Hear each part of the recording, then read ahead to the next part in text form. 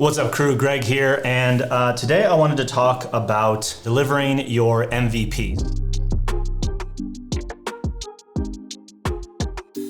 So to set the scene, when we work with our clients, a lot of them come to us as service providers where they do a lot of different projects, they're custom, and they're specializing into one core offer. Now, a lot of them are taking their first step towards delivering and creating a product that is more leveraged. So taking their expertise, their specialized knowledge, and delivering that in a more leveraged way. For some of our clients, that is delivering it to a small group. I'm gonna be talking about how you would deliver your MVP to a small group, AKA one to many. Based on my recommendation is to start with a small group. That small group is relative to the size of your existing audience. For some of our clients, that's like 3 to 5 people. For some of our clients, that's 20. You can still fundamentally follow this process if you're delivering one-on-one, but for the sake of this conversation, I know many of you are looking to add on and bolt on a revenue stream that is gonna be more leveraged. The problem that I see with most service providers as they make this shift is they bring a lot of behaviors that historically, they're used to doing in their done for you services. And the first problem is that like the client is in the driver's seat, meaning you hop on a kickoff call and they fundamentally tell you what to do and what they expect and how it should work. The second problem is that you as the expert, you set no boundaries. You don't tell your client how and when you communicate or on what platforms or who is driving what and who is responsible for what. And lastly, that leads us to being overworked and often underpaid because we're having to go, in our mind, above and beyond, but we never set that expectation in the first place. And I believe that there's a huge opportunity, even if you just change some of these things for your delivery of your one-on-one service, to think of it more like choreography, like you choreograph the experience. So they, instead of them being in the driver's seat, you've choreographed this thing. So fundamentally, you are like the conductor, like of an orchestra, right? You are, calling on the ones, I know nothing about music, by the way. You call on one section of the orchestra,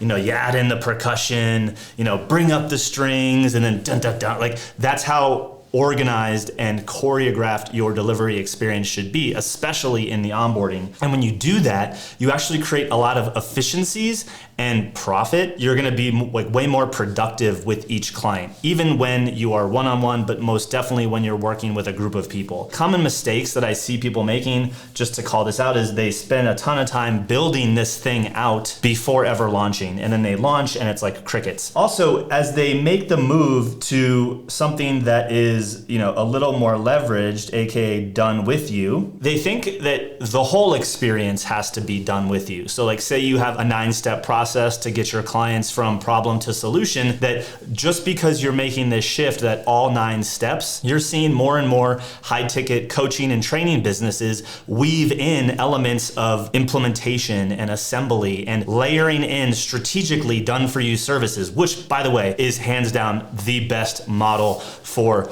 most of you moving forward, because you can stay lean and mean, have a lot of leverage, the profitability from courses, but you can get your clients faster results and take some things off their plate. Again, strategically, you're not doing everything for them, you're doing a few things for them. A lot of people think that it has to be like, oh, it's all or nothing. I have to record a bunch of videos and let my client do it and I just coach them, or I have to do everything for them. It's not the case. So it's not an all or nothing. And lastly, you expect the first round to be perfect. I'll tell you, it won't. Your clients are gonna pay you. You're gonna get paid to deliver this first version, which is the point. That's gonna help you validate, will people give you money for this? But here's how I want you to think about, okay, you've pre-sold this thing. You've collected money and you're getting ready to deliver. How would I deliver the minimum viable product? First time I'm ever delivering this thing, this is what we recommend you do to prepare. You just got paid, boom. You are going to set up a time in which this thing starts. And so you're gonna get a handful of people on a call and you're gonna give them the rules of the game. You're gonna tell them what to expect, how it works, how to get help. Think of it as like housekeeping. It's the guide rails that if you've ever been to a bowling alley with kids, they throw up those bumpers and like the kid can throw the ball down and it'll actually make its way all the way down the alley,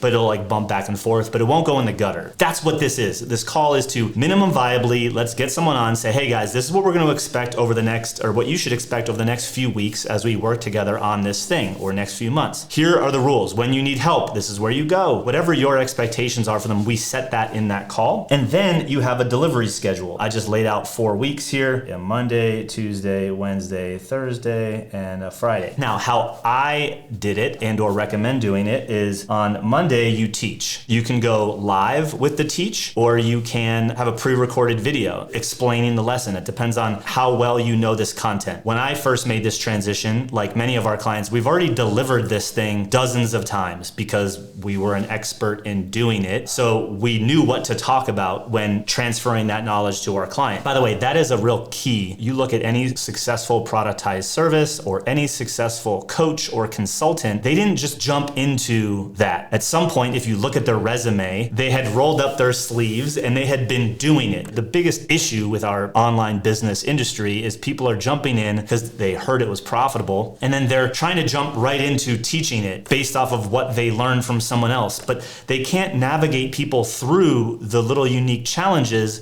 that they would have known existed if they actually had ever done the work. Everything that we teach, we've done in our business, we've did for our clients when we were an agency. Back to that. You can deliver it on Monday and or Tuesday. All you need for this presentation is keynote slides. Again, if you went through our process, you would have had an outline of what the 9 steps are, what they need to know, do, and teach, and some of that is in this workbook. So by the way, if you want this workbook, go ahead and comment workbook below. Our team will get that to you. You have this first lesson. So boom, we have 1 day. Then on Thursday, you hold office hours. This is where you can answer the call. V1, you shouldn't have themed calls and all that stuff that you see a lot of programs doing because they added that as volume increased. Early days, small group, you could probably get away with 1 office hours call. What I did was I was planned out the first 2 weeks, meaning I had my presentations created. Like before this day here, I had week 1 and 2 keynote presentations already complete, and I already have my outline. That means that even if I was moving slow and I created 1 new presentation a week, I'm always 1 week ahead in regards to the content that I'm packaging, which also allows me to stay nimble enough to, if a client needs to change something or ask me a question, I can insert it into